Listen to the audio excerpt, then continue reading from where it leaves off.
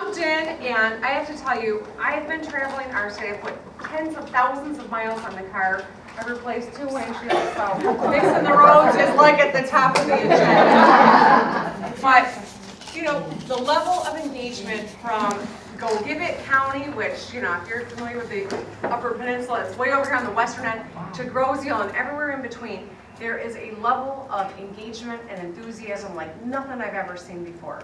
And whether it is a science march or an immigration rally or a healthcare rally or, you know, a prevailing wage event, they're getting organized by women. Every one of these events, they're led by women. The energy around our state is coming out of women. And I think that we've got a huge opportunity in 2018. I've gotten this race because I love the state of Michigan. And I'm proud to be a Michigander. But I look around at the Michigan that our kids are growing up in, and I know we're failing generations of people right now because our leaders haven't been making sure that our schools are worthy of our kids, making sure that our roads are safe to travel, or that every one of us has access to a high-wage job. This was the state people used to come to for opportunity and a high quality of life. They packed up their families and moved to Michigan from Kentucky or Tennessee or Alabama or halfway around the world because Michigan was where you could get a great job that paid you well enough to raise your family up and retire with dignity in the state. You knew no matter what community you called home, your children were going to get a phenomenal public school education. You could travel the roads and turn on the water because you knew it was going to be safe for your family. And right now, after 25 years of the DeVos agenda, our schools rank in the bottom in our country. After failed leadership, you know, decades of failed leadership, our roads are downright dangerous for our families. And the state that invented this middle class now has too few people in every discipline when it comes to a skilled workforce. It's time for us to flip this storyline and make Michigan a leader again, where our families can thrive and other people come to for opportunity again. I'm just going to tell you a quick story about just about my background so you know a little bit about me personally. When I graduated from Michigan State, a lot of my friends left Michigan looking for opportunity. But I wanted to stay here because this is where my family is. This is the state that I've called home my whole life. I love it in Michigan. It was because I was here that when my mom got sick with brain cancer, I was able to take care of her at the end of her life. It happened to be at the same time I was starting my family. So at the age of 29, I found myself to be a member of the sandwich generation. And I see heads nodding, but for those of you who aren't familiar with the phrase, I was sandwiched between 2 generations of my own family for whom I was the primary caregiver. My mom at the end of her life and my daughter at the beginning of hers. I had to go back to work at the Capitol and try to figure out how to keep nursing my daughter, and trust me, they would not make a lactation room available for me. Had to address, you know, figure out childcare for my kid, and also find an insurance company that was wrongfully denying my mom's chemotherapy drugs, and write her end-of-life plan. And you know what? I know I had it easier than a lot of people, as tough as that was. That's what this is all about. This isn't just an election. This is about our lives. This is about our kids. This is about our parents. This is about our ability to get ahead. This is about water for people in Flint. This is about safe roads for every one of us and real jobs that we well know that you can raise your family up again in Michigan. I think we got a phenomenal opportunity in this election. As I've said, you know, the level of engagement and enthusiasm, it's real. But here's the thing. We can't just assume that the environment's gonna turn this out for us. We have to do the grassroots organizing. We have to knock the doors. You win these elections in the streets by getting organized, by broadcasting the platform, enlisting people to join us, and to really turning it out in November. So that's where I need your help. Because I know the best way to get something done is to ask a busy woman, right? You get all these balls in there and you just add one more up, right? So I need your help. I need your help. I'm working 15-hour days. I'm FaceTiming with my kids because I don't actually get to see them every single day during the waking hours. But I look at them and I know what this is about. Every day there's a person or a story that reminds me why I'm working so hard so that we can win this election and set the agenda. 2 weeks ago, I was touring the Detroit Children's Hospital. And I had a chance to sit down with a couple of little boys and their moms. And these are sick kids, right? They're both hooked up to IVs, and their moms have the weight of the world on their shoulder. You could see it in their faces. And one of the moms said, explaining to her son, she's running to be the boss of Michigan, trying to explain to him what the governor is. And one of the boys was 5 and one was 11. And she said to her 5-year-old, what do you think she should work on? And the 5-year-old said, well, I think every child should be able to read. All right? Amen. Now this kid, I don't know if he knew we ranked 48th in literacy. Right. But he knows how important reading is because he's got a mom who's sitting by, who's looking out for him, and hopefully a school that's helping him make sure that he's a reader by the end of 3rd grade. The other mom said to her son, well, he's 11, and she said, Corey, what do you think that Ms. Whitmer should be working on? And he said, well, I want everyone to have clean water. Okay. And the mom said, Corey, tell her where you're from. And he was from Flint. And so I turned, and I turned to the moms. And the mom of Corey has 4 other kids at home. She's driving from Flint to Detroit Hospital to see her son. All right, and I asked her, what is the most important thing to you? And she said, I just want you to fix the damn road. Which leaded to a woman to be that, practical. But she said, I got 3 other kids at home, or 4 other children at home, and I'm driving down here, and I busted one of my rooms 2 weeks ago to see my son. And it was a massive financial setback that almost precluded her from getting down to see her child. So I tell you this story because it's these things every single day that happen that remind me the people that are counting on us to be successful. And that's why you're being here. Come on, Bill. You're being here. You're rolling up your sleeves, whether Tashana said, whether you're sitting here, welcoming people as they come in, or you're actually hitting the doors, or you're on the phones, or you feel comfortable giving this word and you want to be a surrogate. There's a role for everyone. I turn down about 20 things for every one event that I accept because that's how engaged people are. But I want to make sure that we have someone on my behalf at every one of these. So if you think that's something you're interested in doing, there's a role for you too. Now, here's the thing. When we spoke at the Women's March, this past one, we did a rally downtown Lansing. I said, are we going to sit around and, twiddle our thumbs and hope things work out? No. We're going to go to work. Are we going to count on this environment to produce the results that we saw in Virginia or in Alabama? No. We're going to go to work. Are we going to expect someone else to take care of all the issues we care about? Are we going to give voice to it and elect someone who sees the world the same way? No. We're going to go to work. So please, go to work with me. Thank you for being here. You're showing up right now is huge. We've got, I think we're down to like 133 days until the primary. Whoa. Yes, I look at that thing. And then just 3 months later, the general election. The whole world is going to be watching what happens in Michigan. Our state decided the last presidential election. For us to push back and tell the world what kind of leadership we want and expect in the face of the guy in the White House. We got to win this election. We got to win it big. And we have to.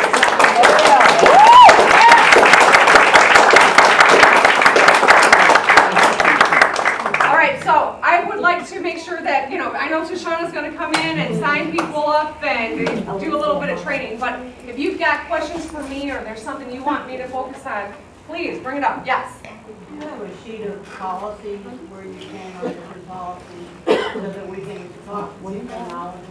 Yes. So on our website, it hits, I think maybe 15 different big policy areas, and that's on the website. We are producing our first piece of literature. Yay! Poor Carla's been working, and that's why I need literature. We're going to be having a real presence at the convention at Hobo on April 15th. So if you want to work the convention, it's the Democratic Party convention. It's an endorsement convention. They'll decide the Attorney General and Secretary of State's races. It doesn't have any bearing on our race, but it's important to be there and to sign people up and to show strength. So if you want to be a part of that, I've got a Team Whitmer t-shirt for you, and we'll put you to work at the convention. All right, so yes, there's a lot, and you know, one of the great things about having a 14-year record from when I was in the legislature, I took a vote or made a speech or took a stand on almost every issue that's really important in this election. And so there's lots of material about where I've been and where I think we need to go on the website. But if there's anything more specific, then I'm happy to address it now, or obviously we're going to be staying in touch. All right. Yeah. Thoughts on assault rifle ban? Okay, so the assault rifle ban is one that I've been on the record since.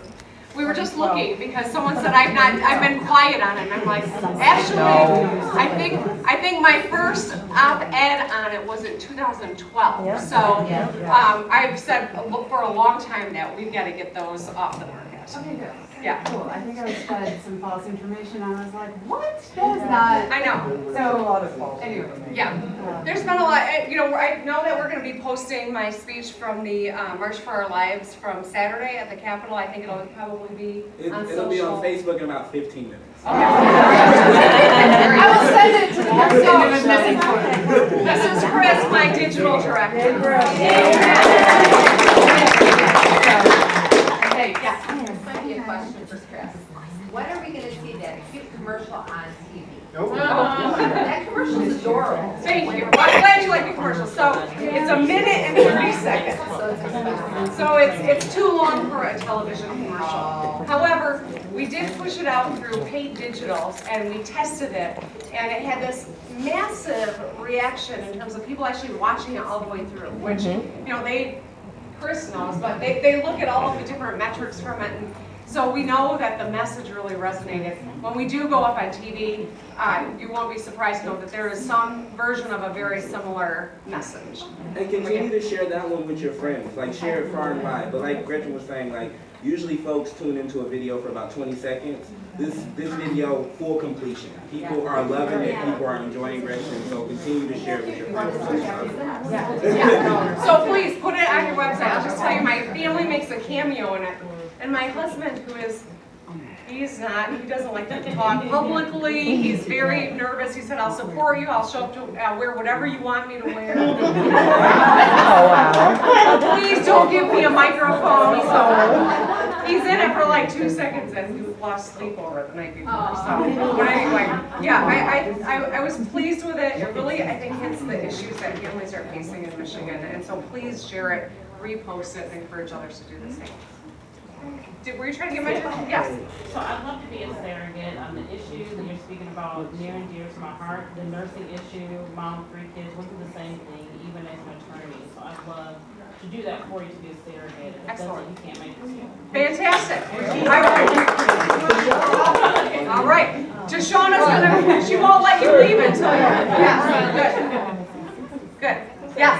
Hi, Gretchen. My name is Nina Wyatt. I'm with UAW, and I'm originally out of Lansing, so I know that you have a lot of coverage in Lansing County using the State Journal. But, I remember on the Senate floor how they tried to silence you for saying vagina to a couple other ladies. And so I really just want to say how I appreciate, I've been following you for so long, but I appreciate how you always stand up for women and for ladies. Thank you. Well, thank you. I'm really proud. We've built a great coalition earlier than most campaigns have ever done at this point in time. Emily's List jumped in with me like in month number 2, which was the first governor's race across the country that they did. From the Carpenters, the UAW last week, to Mayor Duggan and Warren Evans, and many, many people in between, Kim Worthy. We've got a phenomenal coalition that we built. But it's great to have all of these people, but this is where the work is done. Yeah. This is where the votes are earned, and this is where we win this election, is right here in this room, so thank you. Thanks. Yeah. So what are your prospects for lieutenant governor?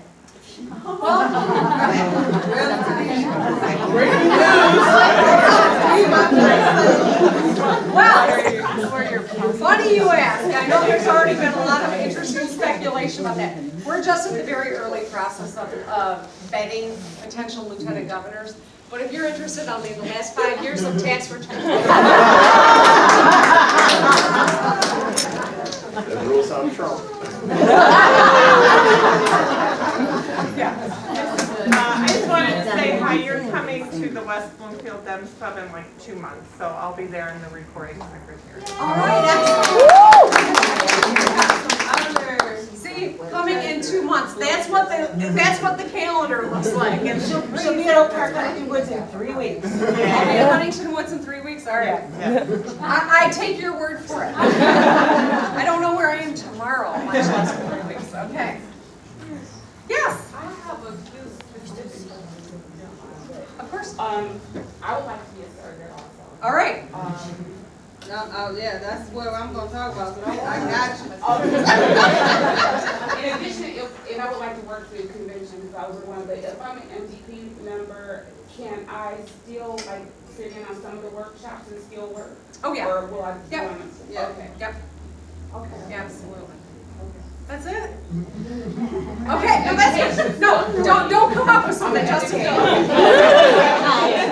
All right, awesome. Yeah. Thank you. In fact, where is education building the structure of the organization back up? Because it's truly broken down. Where does that stand on your priority list? Well, listen, I'm a mom with kids in the public schools. I was raised in the public schools. And just to give you a little bit more about my credentials, my mom was a teacher in Lansing. My grandma taught in Waterford. My grandfather was a superintendent of Pontiac Public Schools, right? So I understand how critical education is to leveling the playing field for kids. And we're failing kids in Michigan. It's because of continuous attacks on funding, the demoralization of the education forces people that dedicate their lives to education. They don't do it because it's lucrative.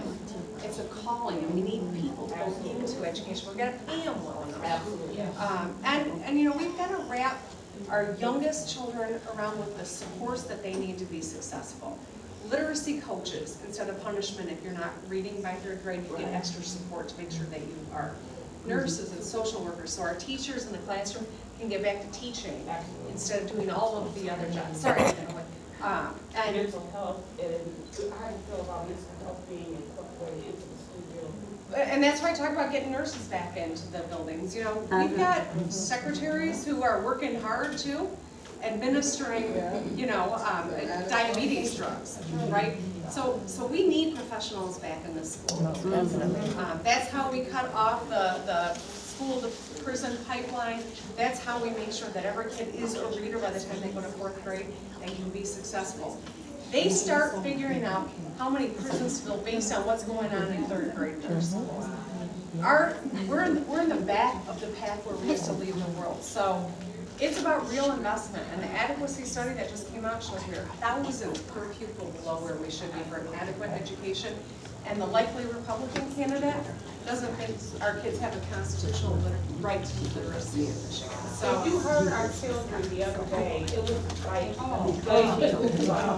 and after, if anybody marked that and didn't give them more credit than what they are getting, then they are literally, I don't want to say, but. But you can't build an economy if you don't have the fundamental education system. Absolutely. So while some people are able to get ahead, the vast majority of people in this state that are struggling because our education system is failing. And when we spend 8 times as much to incarcerate a person in the state as to educate a child, it shows how screwed up our priorities are, and I think that's why this particular election, we are at a turning point in Michigan. We really are on the precipice of you know, never recovering, or it's so bad like you can leapfrog and make real changes that impact our kids. But step 1 is hiring a governor who's not beholden into the DeVos family.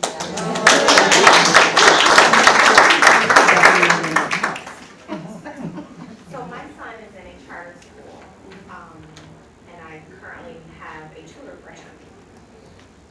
And the reason I mention a tutor is because I thought that putting him in the public schools in my district, wasn't suited for him. You know, the education is poor. So I put him in a charter school thinking it would be better, and I'm still spending much more money out of pocket. So what are your thoughts about for-profit charter schools? So the promise of charter schools was that they would be free from all of the, you know, restrictions on the traditional public school. And because of this freedom, they'd be able to innovate and have better results. we've had an experiment of charter schools for 20 years in Michigan, and they're not producing any better results than the traditional public schools. In some cases, they're behind, because they open and close, and it creates all of this flux in a kid's life, which is, devastating, especially at the younger years of your life. So instead of tamping down and making sure that we're holding schools to high standards, it's just gone out of control. And Michigan has more for-profit charter schools than any other state in the country, like way more.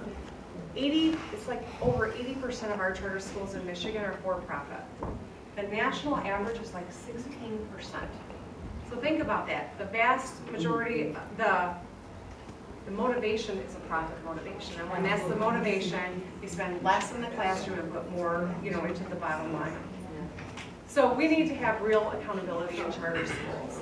And charter schools that, there are some charter schools that are having some success, but the vast majority aren't. And so we got to hold them accountable. And when they aren't helping our kids meeting their needs, then we got to shut them down. And it takes a governor with a backbone to do it, who's willing to use the power of the state budget to bring authorizers into compliance with the goal of educating kids. Yeah. Yeah. What's your perspective on standardized testing? Well, these are questions that I could spend like an hour on. But here's the thing. So I've got kids in the public schools. They spend too much time worrying about standardized tests that aren't really measuring how they're doing. It's used as a stick to threaten public schools and an excuse to take money away from schools, unfortunately. I think there have been, I've seen study after study that shows, yes, we should measure. Yes, we should know that we're meeting our kids' needs. But the perversion of standardized tests has really changed the whole curriculum in our schools for the worse, and our kids are not being well served by it. So I like what, President Beatty here in the Detroit Public Schools has really brought down the number of tests that are administered, and I think that so long as you can measure from time to time to know what's happening, benchmarking is a good thing, but those standardized tests by and large, they don't work for the purported purposes of them. Yeah. Yes. I've heard a story about you as a rape victim, and I was wondering if you could kind of share just a bit. My daughter was raped, and as a mother, I see the dynamics kind of as a mother to a daughter and dealing with that. Very hard, very difficult. Yeah, so when I was in the legislature, my colleagues on the Republican side of the aisle decided to run some legislation that would require an abortion rider. And that means if you were going to get abortive coverage, your insurance company was going to pay for an abortive procedure, whether it was an abortion like we all think of it, or if it was aborting a lost pregnancy. It means that you would have had to have the forethought to plan for the unplanned event and buy this special additional cost rider in your insurance. They pushed it through without even ever having a hearing, of ever having a medical provider, much less a woman, come in and speak. And it was very clear that this was going to pass, and they weren't going to even listen to anyone that would have been impacted by this. And so at the last minute, I decided to share my story of being a survivor from when I was a freshman at Michigan State's campus, because this legislation that they had didn't carve out any exception for rape victims or for victims of incest or anything. It was heartless and cruel. And they didn't have a single woman standing up to them. And as one of only 4 women in the Senate, only 2 on the Democratic side of the aisle, the only one that had the experience, although many women have in our society, I knew that I had to speak. And so I shared my story. I didn't change a single vote that day. I went home that night. I had to call my dad and tell him, because I don't know how you and your daughter discussed it, but I'd never talked about it with my dad. Here I am, in my 30s, and I'm calling my dad or in my 40s. I had to call my dad and tell him. and, because I knew it was gonna be in the paper the next day, and I woke up the next morning about as depressed as I've ever been, frankly, because I just bared my soul to the world, and it did make a difference. But by the time I drove from my house, and I live in East Lansing, the capital's in Lansing, so it's all up like 8 miles. But between driving from my house to the Capitol, my phone was blowing up, and it was my staff telling me that women had been calling and emailing and, you know, reaching out to share their stories and thanking me for being brave enough to share mine. So I didn't change that bill, but I added my voice to a conversation that is long overdue in this country. And right now, the Me Too movement with the women who so bravely took on that horrible doctor at Michigan State, with Oprah Winfrey leading the Time's Up movement. There's a culture change that's happening in our country.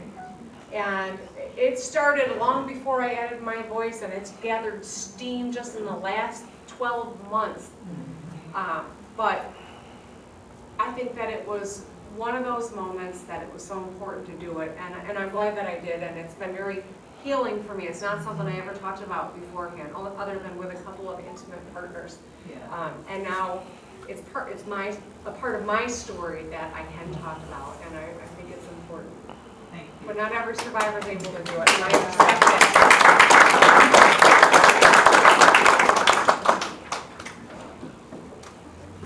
All right, you young people, it got real heavy when you walked in. I'm glad you're here. Hi. How are you doing? Good. Good. You're not so young, but I'm glad you're We all used to be. I was just telling a story. I thought I was green, and I realized it's my water. Yes. So this coming April, I have 20 years working as a state employee. Throughout the 20 years that I've been employed by the state, I've seen rifts, reduction in force. I've seen we've had to work furlough days. I've seen my counterparts get kicked off onto the street because somebody had to bump them. I've seen our health care benefits where we had to pay more into a benefit plan, with more things taken away. I've seen so many things happen in these 20 years of service. What's your thought on that and how protecting our state employees? Well, I'm happy to go there, but first, will you tell everyone what you do for the state? I'm a senior analyst for a business service center, one of the directors that's up under Nick Lyons, for the Department of Health and Human Services. Okay, DHHS. Yes. So I only ask you to do that because I think that the general public needs to understand what the state workers do. You know, you are the front line for a lot of us, protecting people from, you know, people who are struggling in vulnerable communities in our state, to keeping us safe and, you know, from the, you know, from many different parts of our state. We all rely on our state employees, and you don't get thanked enough and you don't get recognized. So that's why I wanted you to tell us what you do, so you know that people understand that and appreciate what you do. And I did start from the bottom. I started as a worker, so I the grant from the bottom, and I'm still at the top of this big 20 years. So being from the Lansing area, you know, I represented most of the state, you know, I had more state employees in my district than many other legislators do, and so I understood how important the work that you do every single day is, and I always fought to make sure that we were lifting up state workers and ensuring appreciation. I fought the attacks from collective bargaining to, you know, cutting your benefits, and I recognize that after Rick Snyder and Bill shooting, the state workforce is demoralized. The state workforce, part of the toughest job the day after the general election is going to be setting the agenda, you know, leading a transition, making a cabinet appointments, and lifting up the state workforce so that they feel valued and understand how important their work is. There was a point in time where if you got a job for state government, it was like, I work for the state of Michigan. You know, it was a plum job. Not that it paid a lot, but there was honor and integrity in it, and at least some benefits when you were done working so hard. And that's not the case right now. So I just want to say thank you for the work that you do, and I want you to know that I get it, and that as I can think about what comes next, Not that I'm getting ahead of my skis, but this isn't just about election, this is about governing. This is about setting the agenda. This is about rebuilding this state for the people who call it home, and you're an important part of it. Thank you.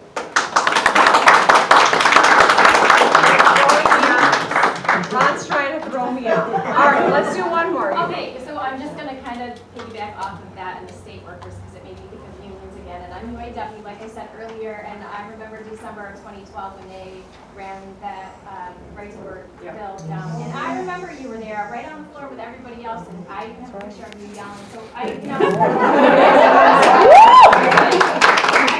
that picture, and I said, well, you know, Gretchen has been there for us, you know, for labor. But so what are your thoughts on right to work now, and how do we overturn that?